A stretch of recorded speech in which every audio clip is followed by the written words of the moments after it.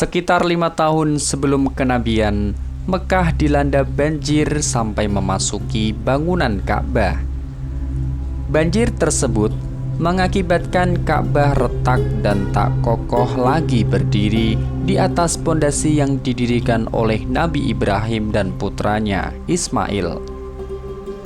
Membuat bangunan itu nampak begitu tua, seolah lebih tua dari usia yang semestinya.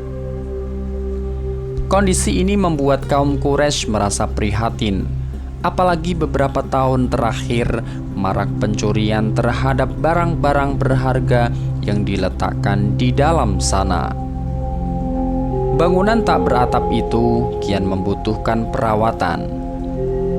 Sejak pertama kali berdiri, Ka'bah telah mengalami beberapa kali pemugaran. Yang pertama kali memugar bangunan ini sepeninggal Nabi Ismail alaihissalam adalah suku Jurhum. Namun mereka hanya sekedar memperbaiki beberapa bagian yang rusak ketika terkena banjir. Mekah memang dikelilingi beberapa bukit batu. Dari sekian banyak bukit yang mengelilinginya, ada 3 sisi yang sedikit terbuka, yaitu sebelah selatan, utara, dan 1 sisi yang terbentang ke Laut Merah, 40 mil ke arah barat. Jika hujan datang, air dari bukit-bukit batu itulah yang tumpah ruah menggenangi Mekah. Sebagai upaya penanggulangan, penduduk Mekah pernah membangun sebuah tembok untuk menahan laju air dari perbukitan. Dialah Amir Al-Jarud yang membangun tembok tersebut. Sayang sekali, tembok ini belum mampu menahan air yang datang ke tanah suci. Posisi Ka'bah di kota tersebut bukanlah pilihan manusia, namun telah menjadi keputusan kuasa Tuhan. Dulu ketika mendapatkan perintah untuk membangun Ka'bah, Nabi Ibrahim tidak tahu di manakah yang paling tepat untuk mendirikan tempat bersembah sujud di padang tandus tersebut. Dalam ketidaktahuannya itu, tiba-tiba Allah Subhanahu wa Ta'ala mengirimkan angin kencang. Angin itu terbang rendah dan berputar-putar mengelilingi suatu tempat. Sebagai orang yang peka dengan isyarat-isyarat Tuhan, Nabi Ibrahim paham bahwa angin itu adalah suatu petunjuk baginya. Di tempat berpusarnya angin itulah Tuhan menghendaki rumah suci itu didirikan. Setelah datangnya petunjuk itu, Nabi Ibrahim lantas membangun Ka'bah setahap demi setahap dengan dibantu putranya Nabi Ismail. Dengan berbahan bebatuan, akhirnya Nabi Ibrahim berhasil merampungkan tugas mulia itu. Ka'bah berdiri kokoh seperti kamar besar tak beratap. Kini tinggal menyisakan 1 sisi yang belum sempurna dan masih membutuhkan sebongkah batu lagi. Carikanlah sebongkah batu untukku, perintah Nabi Ibrahim pada Nabi Ismail. Ismail segera mencari batu seperti yang dikehendaki ayahandanya. Namun betapa terkejutnya Ismail ketika beliau kembali, ternyata bagian yang melompong itu telah tertutup rapat dengan sebongkah batu hitam. Dari manakah batu itu? Tanya Ismail penuh keheranan. Batu ini dibawakan oleh malaikat Jibril, lantas aku memasangnya, jawab Nabi Ibrahim. Dengan begitu, rampung dan sempurna sudah bangunan Ibrahim ini. Sebuah bangunan yang digunakan sebagai kiblat untuk bersembah sujud kepada Allah Subhanahu wa Ta'ala dan merupakan simbol ajaran tauhid yang dibawa Nabi Ibrahim. Bentuknya mirip dengan kubus dan memiliki 4 arah mata angin, dan sebongkah batu hitam itu adalah yang paling suci di antara bongkahan-bongkahan bebatuan yang lain. Kini ketika Nabi Muhammad SAW berusia 35 tahun, penduduk Mekah mempunyai rencana besar untuk mengubah Ka'bah. Penduduk Mekah mempunyai rencana besar untuk memugar Ka'bah. Tembok-temboknya akan mereka tinggikan. Bagian atas yang melompong seperti kotak terbuka itu akan diberi atap untuk menghindari pencurian. Dalam mengerjakan tugas yang mulia ini, orang-orang Quraisy membagi Ka'bah menjadi 4 bagian. Bagian pertama yaitu pintu Ka'bah. Pengerjaannya diserahkan kepada Bani Abdumanaf dan Zuhra. Bagian kedua yaitu sisi di antara Hajar Aswad dan Rukun Yamani. Pengerjaannya diserahkan kepada Bani Mahzum dan kabilah-kabilah Quraisy lainnya. Bagian ketiga yaitu belakang Ka'bah yang pengerjaannya diserahkan kepada Bani Jamuh dan Bani Jaham, keturunan dari Umar ibnu Husaysh ibnu Ka'ab ibnu Lu'ay. Bagian yang terakhir yaitu sisi Hajar Aswad. Pengerjaannya diserahkan kepada Bani Abdiddar ibni Qusay, Bani As'ad ibnu Uzza ibni Khusay, dan Bani Adi ibni Ka'ab ibni Lu'ay. Tetua dari masing-masing kabilah langsung mengerahkan anak buahnya. Mereka diperintahkan mencari bebatuan untuk meninggikan bangunan Ka'bah. Nabi Muhammad SAW yang kini telah berkeluarga juga ikut mengangkati batu-batu itu bersama paman-pamannya. Ketika orang-orang Quraisy tengah sibuk melakukan berbagai persiapan, terdengar kabar bahwa di bibir pantai Jeddah ada sebuah kapal dari Rum yang terdampar dan tak mungkin diperbaiki. Konon kapal itu membawa muatan besar berupa kayu dan bahan bangunan lainnya. Bahan-bahan bangunan itu berasal dari Kaisar Romawi dan hendak dikirim ke Habasyah, Ethiopia untuk membangun sebuah gereja megah. Kaum Quraisy memanfaatkan ini dengan baik. Mereka langsung mengirim beberapa orang untuk membeli puing-puing kapal tersebut. Keadaan kapal yang sudah demikian parahnya membuat pemiliknya tidak berselera untuk memperbaiki. Akhirnya, ketika utusan Quraisy datang, mereka dengan mudah mendapatkan puing-puing kapal naas itu. Bakum, seorang yang beragama Kristen Koptik, diberi kepercayaan menangani kayu-kayu tersebut sebagai atap dan pintu Ka'bah. Kini persiapan untuk membangun Ka'bah telah tersedia semua. Bebatuan telah terkumpul, kayu-kayu itu untuk atap juga siap mereka gunakan. Di hari yang telah ditentukan, penduduk Mekah ragu untuk merobohkan Ka'bah. Mereka hanya berkerumun di depan bangunan tua yang kini tampak berdiri compang-camping, berhias tembok-tembok retaknya. Penduduk Mekah takut Tuhan Ka'bah akan murka jika mereka berani lancang terhadap kotak suci itu. Keraguan kaum Quraisy makin menjadi-jadi ketika tiba-tiba muncul seekor ular di sana. Ular itu setiap pagi selalu keluar dari bawah Ka'bah dan berjemur dengan tenangnya. Setiap ada orang yang berani mendekat, kepala ular itu pasti berdiri tegak dan mendesis-desis membuat girit siapapun. Tak ayal, rencana pemugaran harus tertunda.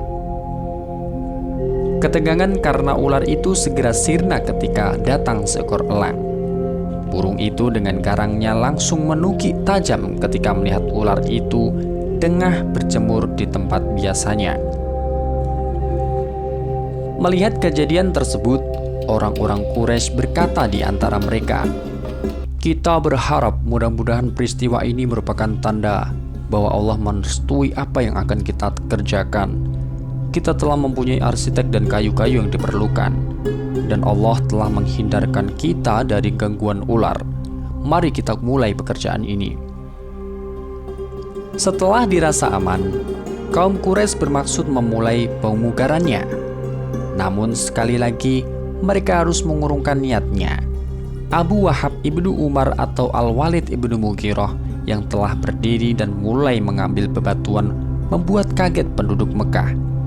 Batu yang berada dalam genggamannya tiba-tiba lepas dan kembali ke tempat semula. Ia kemudian berseru, "Wahai orang-orang Quraisy, dalam proyek ini janganlah menggunakan penghasilan kalian kecuali yang halal. Janganlah menggunakan harta hasil pelacuran, riba, atau harta yang diperoleh dari hasil berbuat zalim. Meskipun Walid ibnu Mughirah telah mencoba meyakinkan, penduduk Mekah tetap belum berani melakukan pemugaran. Mereka masih khawatir, jangan-jangan rencana pemugaran ini hanya akan menodai kesucian Ka'bah. Kaum Quraisy masih diam, belum ada satupun yang berani mengayunkan alat untuk merobohkannya. Al-Walid ibnu Mughirah sangat memaklumi hal ini. Ia kemudian mencoba memberikan wacana. Ia berkata di hadapan orang-orang Quraisy dengan berapi-api, "Kalian hendak merobohkan Ka'bah dengan maksud untuk memperbaiki atau memperburuknya?" "Kami semua bermaksud untuk memperbaikinya," jawab kaum Quraisy tegas. "Kalau begitu, Allah tidak akan menghukum orang-orang yang berbuat kebajikan." Setelah berkata demikian, Walid bergegas mengambil kodam. Dia kemudian menaiki Ka'bah seraya berkata, "Ya Allah, kami tidak meninggalkan agamamu. Kami hanya menghendaki kebajikan." Ia lantas mulai merobohkan dinding Ka'bah di antara rukun Yamani dan Hajar Aswad. Orang-orang Mekah membiarkannya bekerja sendirian selama sehari. Ketika Walid mulai berpeluh-peluh merobohkan dinding itu, teman-temannya hanya berkasak kusuk di antara mereka. Kita lihat dulu apa yang akan terjadi selanjutnya.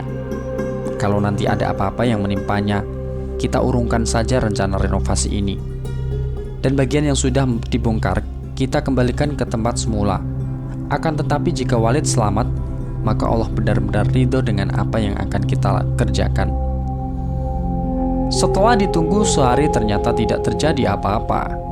Di hari kedua, penduduk Mekah baru mulai berani turun tangan untuk merobohkan dinding-dinding yang telah rapuh.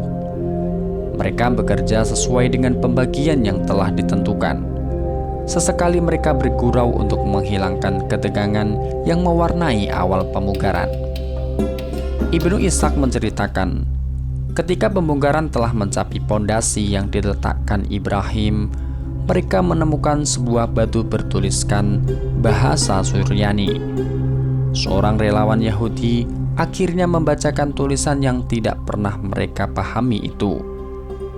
Kurang lebih tulisannya tersebut berbunyi, "Aku adalah Allah, sang pemilik Makkah. Aku membangunnya ketika Kuciptakan langit, bumi, matahari, dan bulan. Aku mengelilingkannya dengan 7 malaikat yang setia. Malaikat-malaikat itu akan selalu begitu hingga gunung-gunung yang mengintarinya runtuh, dan aku berikan keberkahan bagi ahli Makkah di dalam air dan susu." Mendengar hal itu, kaum Quraisy makin giat meneruskan pembangunan Ka'bah. Kini mereka yakin bahwa semua ini telah mendapatkan ridho Tuhan. Bahkan Tuhan telah menjanjikan kemakmuran seperti yang tertera dalam batu yang mereka temukan itu. Tanpa terasa, bangunan akhirnya dapat berdiri kokoh dengan ketinggian sekitar 8 hasta. Itu berarti mereka telah berhasil menambah tinggi bangunan sekitar 9 hasta dari bangunan aslinya. Ka'bah kini berdiri kokoh di atas pondasinya. Langit-langitnya telah beratap dan pintu masuk terlihat kekar di apit dinding-dindingnya. Namun masih ada satu benda yang belum terpasang di sana, Hajar Aswad. Rencana pemasangan batu hitam mulia ini menjadi konflik yang hampir melecut perang saudara. Setiap suku merasa paling berhak untuk meletakkan batu tersebut. Selama 5 hari suasana Mekah memanas. Bahkan Bani Abdiddar telah bersekutu dengan Bani Adi ibni Ka'ab ibni Lu'ay untuk mendapatkan hak istimewa itu. Tidak tanggung-tanggung, mereka melakukan janji setia untuk mengangkat senjata jika ada pihak yang berani memasang Hajar Aswad. Sumpah mereka digelar secara terbuka. Sebuah nampan besar berisi darah menjadi simbol tali ikatan kedua klan ini. Anggota suku kedua klan tersebut memasukkan tangan mereka ke dalam nampan yang berisi darah itu. Kemudian mereka serentak mengucapkan janji setia dengan penuh khidmat. Sumpah setia ini mereka namakan dengan La'aqatu Adaum. Abu Umayyah ibnu Mughirah al-Makhzumi, seorang bijak, bergeming melihat keadaan ini. Dengan segala kebijakannya, ia berseru, "Wahai kaumku, cukup sudah perselisihan ini. Mari kita tunjuk seorang penengah. Biarlah yang memasang batu ini adalah orang yang pertama kali masuk masjid pada hari ini." Usul ini mereka terima. Beberapa saat kemudian, muncullah Nabi Muhammad SAW. Dengan tenangnya beliau melangkahkan kakinya memasuki Masjidil Haram. Melihat hal itu, masyarakat menyambut dengan sukacita. Mereka merasa bahwa Nabi Muhammad SAW sangat pantas melakukan pekerjaan mulia ini. Kejujuran, kesantunan, dan kemuliaan akhlaknya membuat mereka malu untuk tidak menyetujuinya. Akhirnya mereka mendekati Nabi Muhammad SAW dan menceritakan keputusan yang disepakati bersama. Kemudian batu hitam itu diserahkan pada suami Khadijah ini, Nabi Muhammad SAW. Pada waktu peletakan Hajar Aswad, Nabi Muhammad SAW kembali menunjukkan jiwa besarnya. Beliau mampu menangkap dan menyatukan fanatik kesukuan kaumnya. Tanpa mereka duga, cucu Abdul Muthalib itu meminta selembar selimut.